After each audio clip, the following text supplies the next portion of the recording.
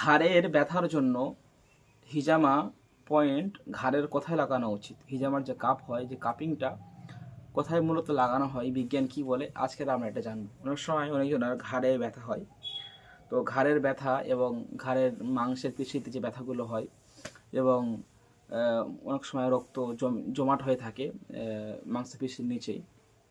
তো ঘাড়ের হিজামার জন্য মূলত তার কাপকে বসানো হয় যে আমাদের যে ঘাড়ের যে আমাদের C7 যে যে পোর্শনটা রয়েছে, অর্থাৎ দুই কাঁধের বীজখানে, যেখানে আল কাহিল বলা হয় আমাদের হিজামার যে সুন্নার বিষয়ের আল কাহিল আছে আমাদের এই ঘাড়ের, হয়তো আমরা ফোনে পরে দেখিয়ে দেবো যে দুই ঘাড়ের যে বীজখান জায়গাটায় এখানে ঘাড় ব্যথার জন্য বা ঘাড়ের শিরার সমস্যার জন্য বা ঘাড়ের চামড়ার সমস্যার জন্য ওখানে কাপ বসানো হয় বিশেষভাবে।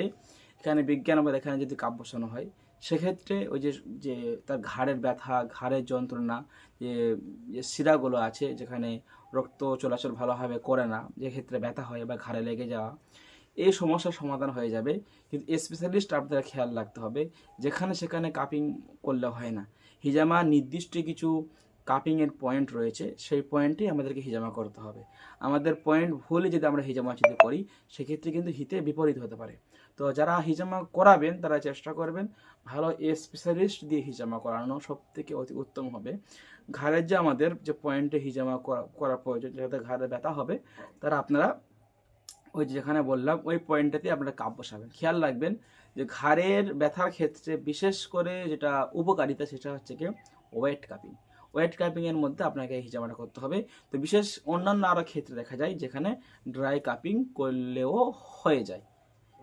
ইনশাল্লাহ আপনারা এরকম বুঝতে পারলেন। যারা ভিডিও ভালো লাগে একটা লাইক দিয়ে সাবস্ক্রাইব করে জানাবেন এবং আমাদের পরিপূর্ণ একটা ভিডিও দেখতে আমাদের সাবস্ক্রাইব করে রাখুন।